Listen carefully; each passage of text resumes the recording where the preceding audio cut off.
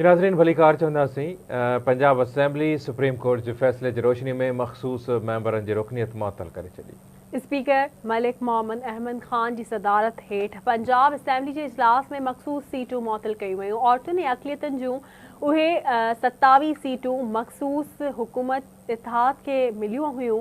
नून league जा 23 member मुअतल थिया, जंहिंखां पोइ ऐवान में अंग 203 आहे। स्पीकर मलिक मोहम्मद अहमद खान मुखालिफ धुर अगवान राणा आफ्ताब जो मखसूस सीटुनि ते पॉइंट ऑफ ऑर्डर दुरुस्त करार ॾिनो। वाज़िह आहे त सुप्रीम कोर्ट सुन्नी इत्तेहाद काउंसिल जी कोटा जूं सीटूं ॿियनि पार्टियुनि खे ॾियण जो फ़ैसिलो मुअतल कयो। वज़ीर आज़म शहबाज शरीफ़ चयो आहे त कारोबार में सवलाई लाइ वापारी पॉलिसी तयारु करण जी ज़रूरत आहे। असांखे कारोबार में सवलाई ऐं सहूलत ते ॿधल वापारी पॉलिसी तयारु करण जी ज़रूरत आहे। वज़ीर आज़म शहबाज शरीफ़ चयो आहे त कारोबार में सवलाई ऐं सहूलत ते ॿधल वापार पॉलिसी तयारु करण जी ज़रूरत आहे। वज़ीर आज़म शहबाज शरीफ़ जी सदारत हेठि वापार जे शोबे बाबति अहम इजलास थियो, जंहिंमें वापार जे शोबे जे हवाले सां अहम मामलनि ते गौर कयो वियो। इजलास खे ख़िताब कंदे वज़ीर आज़म शहबाज शरीफ़ चयो त असांखे कारोबार में सवलाई ऐं सहूलत ते ॿधल वापारी पॉलिसी तयारु करण जी ज़रूरत आहे। मुल्की बरामद खे वधीक बहितर बणाइण जे हवाले सां तकड़ा क़दम खंया वञनि। वज़ीर आज़म शहबाज शरीफ़ हिदायत कई त गैर रवायती शयुनि जी बरामदात जे हवाले सां क़दम खंया वञनि। वापारी ऐं कारोबारी पॉलिसियूं ठाहे निजी शोबे सां मुशावरत खे यकीनी बणायो वञे। वज़ीर आज़म शहबाज शरीफ़ चयो त मुल्की तरक़ीअ में निजी शोबे ऐं सनत जो किरदारु इंतिहाई अहम आहे। बरामद कंदड़नि जी तस्दीक कयल ड्यूटी ड्रॉप बैक्स बिना देर अदा कया वञनि। मुल्की ऑटो सेक्टर जी तरक़ी लाइ डेलिशन पॉलिसी ते अमल दरामद कयो वञे। वज़ीर आज़म इजलास दौरान ट्रेड एंड इन्वेस्टमेंट ऑफिसरनि जी कारकर्दगी जाचण लाइ जामे हिकमत अमली तरतीब ॾियण जी बि ताकीद कई। वज़ीर आज़म शहबाज शरीफ़ चयो त सुठी कारकर्दगी ॾेखारींदड़ ट्रेड ऑफिसरनि जी हौसला अफ़जाई थींदी,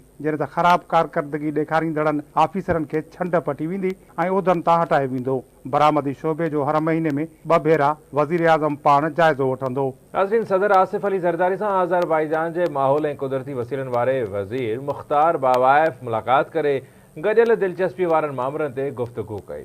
तफ़सील इन रिपोर्ट। इस्लामाबाद में सदर आसिफ अली ज़रदारी सां आज़रबाईजान जे माहौल ऐं कुदरती वसीलनि वारे वज़ीर मुख़्तार बावाइफ़ मुलाक़ात कई। गॾिजाणीअ में ग्लोबल क्लाइमेट चेंज, सियाहत ऐं सक़ाफ़त में सहकार वधाइण ऐं ॿियनि गॾियल दिलचस्पीअ जे मामलनि बाबति ॻाल्हियूं कयूं वयूं। सदर आसिफ अली ज़रदारी माहौलियाती तब्दीली जे चैलेंज खे मुंहुं ॾियण लाइ आलमी सतह ते कोशिशुनि जी ज़रूरत ते ज़ोर ॾिनो। सदर आसिफ अली ज़रदारी जो चवणु आहे त माहौल दोस्त टेक्नोलॉजी अख़्तियार करणु, वणकारी ऐं ग्रीन हाउस गैसेस जो ख़ार्ज घटाइणो पवंदो। आलमी गर्मी पद ऐं मौसमियाती तब्दीली पाणीअ जी खोट जो सबबु बणिजी रही आहे। पाकिस्तान लखें एकड़नि ते तमर जा ॿेला पोखिया आहिनि। तमर जे ॿेलनि मां पाकिस्तान खे कार्बन क्रेडिट हासिल करण ऐं माहौलियाती तहफ़ुज़ में मदद मिलंदी।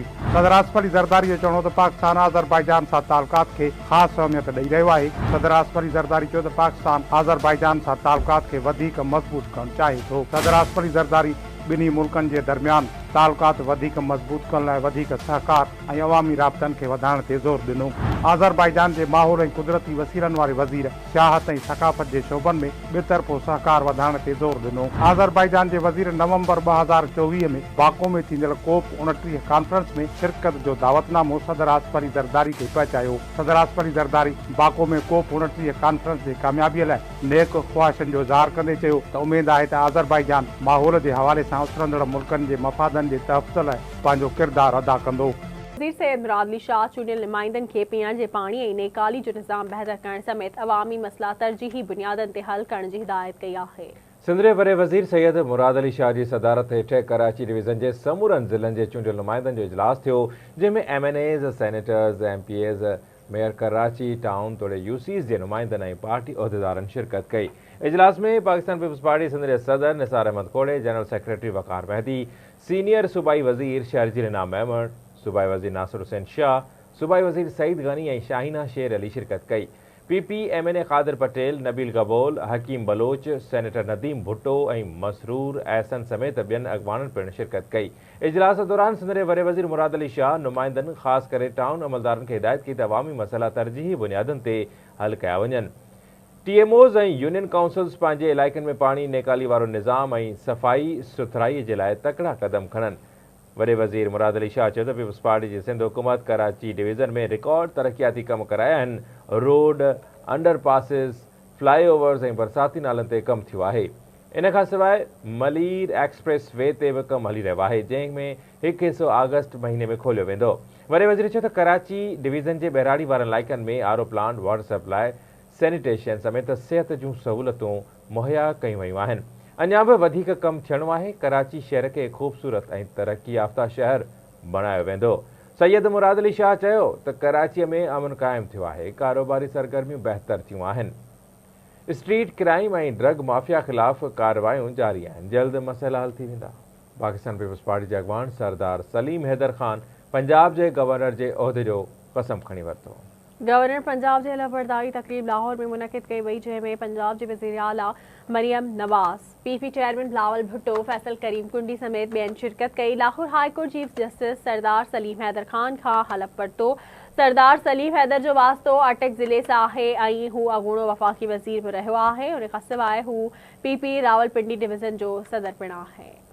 ॿिए पासे मूंखे ॿुधाईंदा हलो त सिंध हुकूमत जी अण रजिस्टर्ड गार्डियन ऐं टैक्स न ॾींदड़नि ख़िलाफ़ मुहिम जूं तयारियूं मुकमल कयूं वयूं आहिनि। सीनियर वज़ीर शर्जील इनाम अहमद चयो आहे त जाली नंबर प्लेट्स इस्तेमालु कंदड़ अण रजिस्टर्ड ऐं टैक्स न ॾींदड़नि ख़िलाफ़ मुहिम शुरू कई वई आहे। सिंध जे महसूलात ऐं आबकारी वारे वज़ीर शर्जील इनाम मेमण जी हिदायतुनि ते अण रजिस्टर्ड गार्डियन ऐं टैक्स न ॾींदड़नि ख़िलाफ़ मुहिम जूं तयारियूं मुकमल कयूं वयूं आहिनि। सिंध जे सीनियर वज़ीर शर्जील इनाम मेमण चयो त जैली नंबर प्लेट्स इस्तेमालु कंदड़ अण रजिस्टर्ड ऐं टैक्स न ॾींदड़ माण्हुनि ख़िलाफ़ मुहिम शुरू कई वई आहे। सिंध जे सीनियर वज़ीर शर्जील इनाम मेमण जो चवणु आहे त परेशानीअ खां बचण लाइ सिटी एक्साइज़ ऑफिस मां फौरी तौर ते नंबर प्लेट्स हासिल कयूं वञनि। एक्साइज़ ऐं टैक्सेशन वारे वज़ीर शर्जील इनाम मेमण जो चवणु आहे त जिन शहरनि गाॾियुनि जो टैक्स अदा न कयो आहे उहे फौरी तौर ते टैक्स अदा कनि। सीनियर वज़ीर शर्जील इनाम मेमण चयो त जिन बि माण्हुनि गाॾियुनि जी रजिस्ट्रेशन रिन्यू न कराई आहे उहे फौरी तौर ते गाॾियुनि जी रजिस्ट्रेशन कराइनि। शर्जील इनाम मेमण चयो त उन क़दम जो मक़सदु कानून जी अमल दरामद खे यकीनी बणाइणु आहे। गाॾियुनि जी रजिस्ट्रेशन ऐं टैक्सेशन खे मुनज़म कयो वेंदो। शर्जील इनाम मेमण चयो त अवाम कंहिं बि क़िस्म जी तकलीफ़ खां बचण लाइ हुकूमत सां सहकार करे। पीपल्स पार्टीअ जी सिंध सरकार जी कोशिशि आहे त कंहिं बि शहरीअ खे तकलीफ़ न पहुचे। नाज़रीन, हुकूमत FBI खे नॉन फाइलर्स ख़िलाफ़ प्लान B ते अमल दरामद जे लाइ ग्रीन सिग्नल ॾेई छॾियो आहे। FBI ज़रीन मूजिब नॉन फाइलर ख़िलाफ़ 15 मई खां पोइ एक्शन वरितो वेंदो, जंहिं तहत जेकॾहिं नॉन फाइलर्स जी सिम बंदि न थी त इज़ाफ़ी विथहोल्डिंग टैक्स सां गॾु नॉन फाइलर्स जी सिम ते 2.5% इज़ाफ़ी टैक्स लॻाइण ते बि गौर कयो पियो वञे। ज़रीन जो चवणु आहे त नॉन फाइलर्स जी हर भेरे लोड कराइण, मोबाइल ऐं डेटा इस्तेमालु करण ते बि इज़ाफ़ी टैक्स लॻाइण बाबति गौर कयो पियो वञे। ज़रीन मूजिब नॉन फाइलर्स जी सिम बंदि कराइण जी डेटा PTA हवाले कई वई आहे। 15 मई ताईं नॉन फाइलर्स जी सिम बंदि न कई वई त FBI पारां कंपनियुनि ख़िलाफ़ कार्रवाई करण जी ते गौर कयो वेंदो।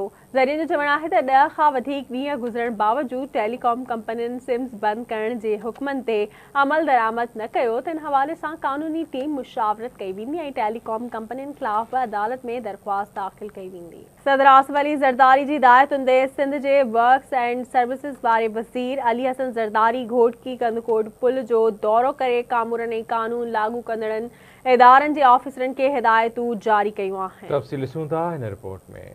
अली ज़रदारी जे हिदायतुनि ते वर्क्स एंड सर्विसिस जे सूबाई वज़ीर हाजी अली हसन ज़रदारी कंधकोट घोटकी पुल जे कम जो जाइज़ो वरितो ऐं मसाइला मालूम करे कामोरनि तोड़े कानून लागू कंदड़ इदारनि जे ऑफिसरनि खे हिदायतूं जारी कयूं। पुल जे कम जो जाइज़ो वठण बैदि वर्क्स एंड सर्विसिस ऐं जेलनि वारे खाते जे सूबाई वज़ीर हाजी अली हसन ज़रदारीअ खे डिप्टी कमिश्नर कश्मीर कंधकोट जी ऑफिस में DC ऐं अॾावती कंपनीअ जे CEO पारां ब्रीफिंग ॾिनी वई। उन मौक़े ते सूबाई वज़ीर हाजी अली हसन ज़रदारी चयो त कोशिशि कंदुसि त हर 15 ॾींहं अची पुल जे कम जो जाइज़ो वठां। हीउ मनसूबो मरहूम मीर हज़ार ख़ान बिजारणी मंज़ूर करायो। हीउ रिथा तव्हां असां सभिनी जी आहे। वर्क्स एंड सर्विसिस वारे सूबाई वज़ीर हाजी अली हसन ज़रदारी चयो त बदअमनी सबबि पुल जे कम में देरि थी आहे। पुल जे कम में केर बि रुकावट विझंदो त उनखे जेल मोकिलियो वेंदो। कंस्ट्रक्शन कंपनीअ जे अमलदारनि खे फुल प्रूफ सिक्योरिटी ॾिनी वञे। सूबाई वज़ीर हाजी अली हसन ज़रदारी कानून लागू कंदड़ इदारनि जे ऑफिसरनि खे हिदायत कई त पुल ते कमु कंदड़ माण्हुनि खे सिक्योरिटी फराहम कई वञे। कम में रुकावटूं विझंदड़नि ख़िलाफ़ कानूनी कार्रवाई थींदी।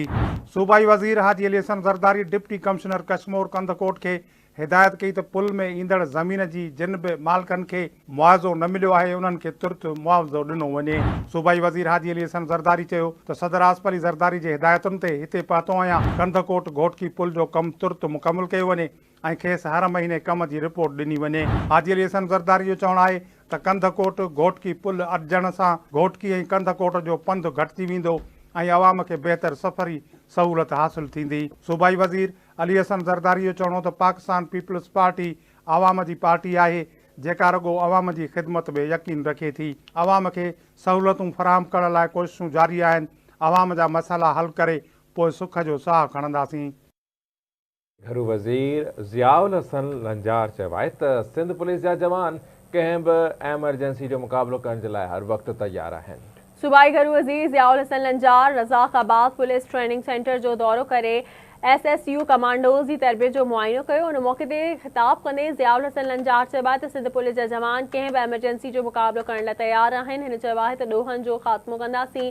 पुलिस जी कारकर्दगी वाखाण जोगी आहे। संदन चवणु हुयो त सिंध पुलिस महदूद वसीलनि में बहितरीन कमु करे रही आहे। सिंध पुलिस जे शहरनि खे सलाम पेश कयां थो। सूबाई घरू वज़ीर रज़ाक़ाबाद पुलिस ट्रेनिंग सेंटर में मैस हॉल ऐं शूट हाउस जो इफ़्तिताह कयो। IG सिंध गुलाम नबी मेमण चयो आहे त पुलिस ते कराची में स्ट्रीट क्राइम ऐं कचे जे हवाले सां तनक़ीद थी रही आहे। उम्मीद त जवान अवामी उम्मीदुनि ते पूरो लहंदा। Razzaqabad police training centre passing out parade खे ख़िताब कंदे IG सिंध गुलाम नबी मेमण चयो त दहशतगर्दीअ ख़िलाफ़ जंग तमामु घणी अहम आहे।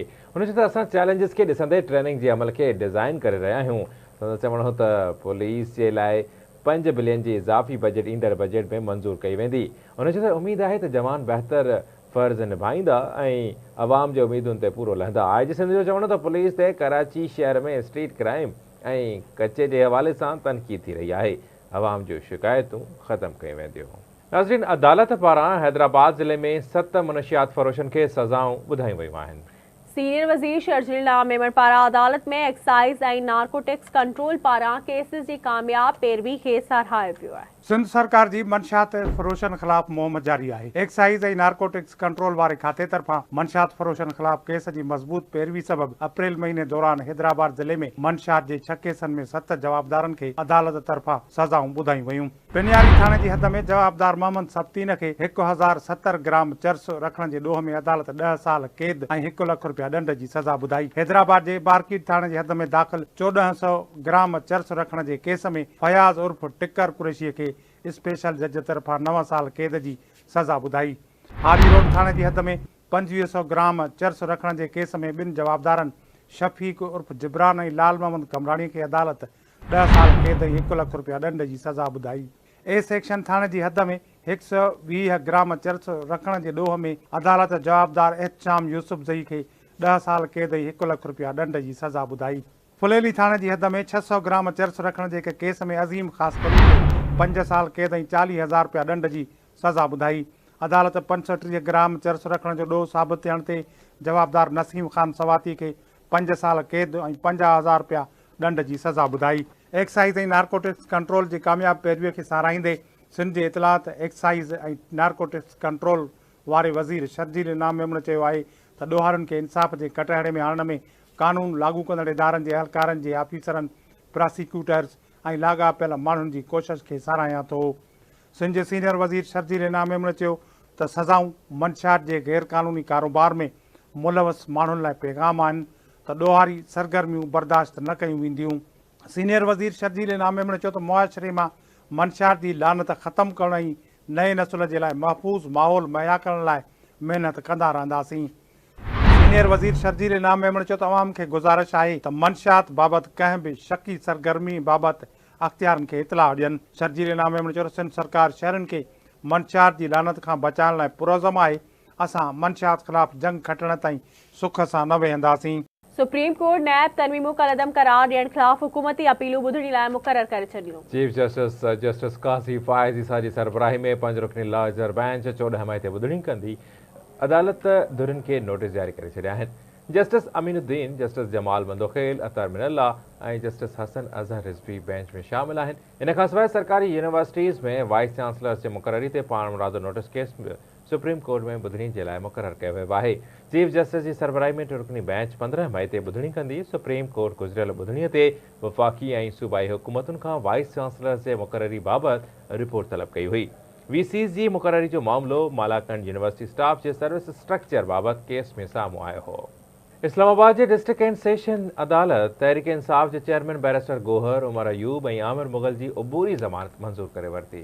तहरीक इंसाफ जी मक़ामी क़यादत ते 9 मई ते एहतजाजी रैली करण ख़िलाफ़ दाख़िल केस में गिरफ़्तारी खां अॻु वारी ज़मानत वारी दरख़्वास्त ते जुडिशियल मैजिस्ट्रेट अरशद महमूद जसरा कई।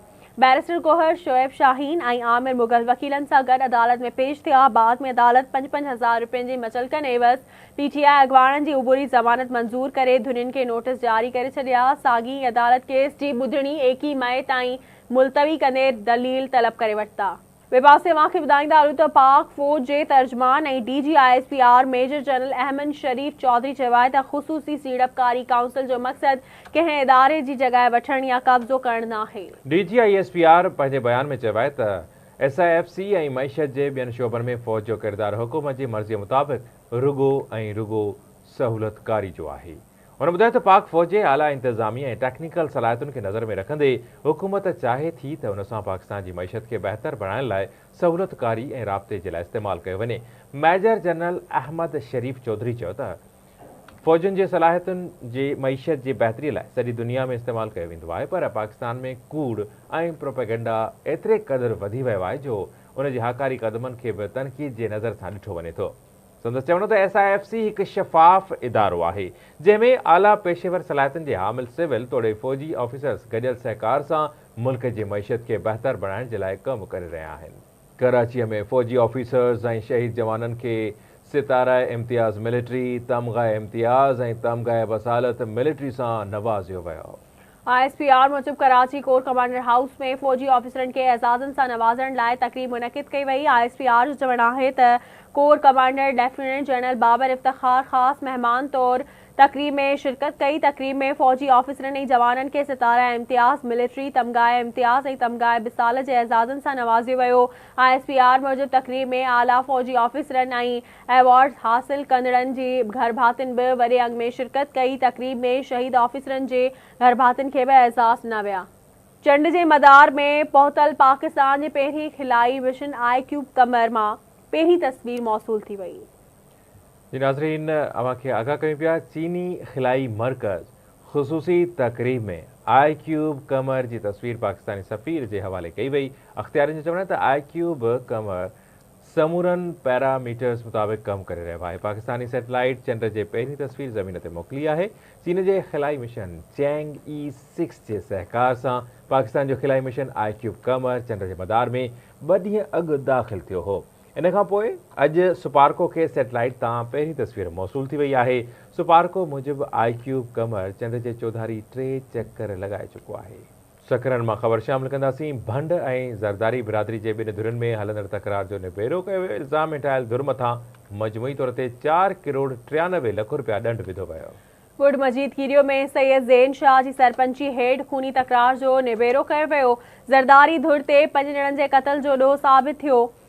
फी खून जो 70 लख रुपया ॾंड मुक़रर। जिरगे में 3 ज़ख़्मियुनि खे 25 लख ऐं 9 ज़ख़्मियुनि मां हर हिक खे 2-2 लख रुपया ॾियण जो फ़ैसिलो कयो वियो। ज़रदारी धुर ते केसनि जे ख़र्च ते बि 1 करोड़ रुपया ॾंड विधो वियो, जेको भंड धुर माफ़ कयो वियो। सिंध हाई कोर्ट ग्रेड 5 जे मुलाज़िम जी ग्रेड 19 में मुक़ररी जी जांच कराइण जो हुकुम ॾेई छॾियो। ग्रेड 5 जे वाटर बोर्ड जे मुलाज़िम खे मकानी खातनि में 19 ग्रेड ते मुक़ररी वारे केस जी ॿुधणी सिंध हाई कोर्ट में थी। अदालत पुछाणो कयो त वाटर बोर्ड में 5 ग्रेड जो मुलाज़िम माज़रत नाज़रीन मकानी खाते में 19 ग्रेड जो ऑफिसर कीअं मुक़ररु थियो। अदालत हुकुम ॾिनो त मकानी खाते जो एडिशनल सेक्रेटरी जांच करे 22 मई ताईं रिपोर्ट पेश करे। अदालत डेपुटेशन ऑफिसर लतीफ़ ख़ान जे ग्रेड 19 में मुक़ररी जे जांच जो हुकुम ॾींदे चीफ सेक्रेटरी सिंध, सेक्रेटरी बल्दियात, MD वाटर बोर्ड ऐं ॿियनि खे बि नोटिस जारी करे छॾिया। नाज़रीन, बुलेटिन खे अॻिते वधाईंदे हाणे ज़िक्र कंदासीं त दादूअ जे ख़ानगी सेंटर में मुबैना तौरु ग़लति इलाज सबबि फ़ौत थी वियल ॿार जे वालिद पारां एहतजाज कयो वियो आहे। फ़ौती नीगर मोहम्मद जे वालिद प्राइमरी उस्ताद ख़ालिद मंगी आवाज़ TV जे ऑफिस आॾो एहतजाज कयो। एहतजाज कंदड़ जो चवणु हुयो त 15 ॾींहं खां अॻु खांगी मेडिकल सेंटर जे डॉक्टर नवाज़ खोखर ऐं अमले पारां इंजेक्शन लॻाइण बाद संदसि पुटु तड़पी फौत थी वियो हो। सन चवणु हुयो त वाक़िए खे 15 ॾींहं गुज़री विया आहिनि, पर सिहत खाते तोड़े पुलिस पारां डॉक्टर ऐं अमले ख़िलाफ़ कार्रवाई नाहे कई वई। हिन चेताव ॾींदे चयो आहे त जेकॾहिं संदसि पुट जे मौत जी ज़िम्मेवार खांगी सेंटर जे डॉक्टर ऐं अमले ख़िलाफ़ कानूनी कार्रवाई न कई वई त हू प्रेस क्लब आॾो पाण खे बाहि ॾेई साड़े छॾींदो। अमरीकी परॾेही खाते जे तर्जुमान मैथ्यू मिलर चयो आहे त रफ़ा ऑपरेशन जंगबंदी वारनि ॻाल्हियुनि खे कमज़ोर कंदो।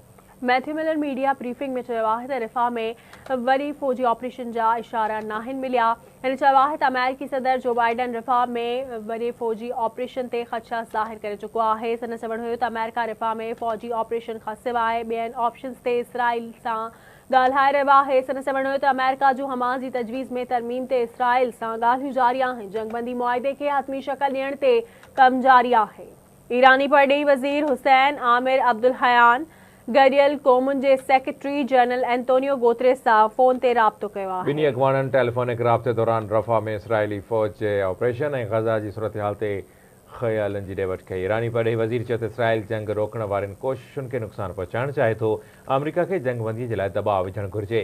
ॻंढियल क़ौमुनि जे सेक्रेटरी जनरल एंटोनियो गुतेरेस जो चवणु हो त ग़ज़ा में टिघे मुदे वारे अमन जे लाइ जंगबंदी ज़रूरी आहे। रांदियुनि जे मैदान मां अव्हांखे आगाह कंदासीं। न्यूज़ीलैंड जे क्रिकेटर कॉलिन मुनरो वर्ल्ड कप 2024 जे स्क्वाड में शामिल न थियण खां पोइ इंटरनेशनल क्रिकेट तां रिटायरमेंट जो ऐलान करे छॾियो। न्यूज़ीलैंड जे batsman Colin Munro 123 international matches में पंहिंजी टीम जी नुमाइंदगी कई। Colin Munro 5 T20 matches, 57 one day ऐं 1 टेस्ट मैच में न्यूज़ीलैंड जी नुमाइंदगी करे चुको आहे, जंहिंमें हिन मजमूई तौर ते 3000 खां वधीक रन्सूं ठाहियूं ऐं 7 विकेट्स हासिल कयूं। हिन न्यूज़ीलैंड लाइ T20 में सभ खां वधीक सेंचुरीज़ ठाही ऐं तारीख़ रक़म कई।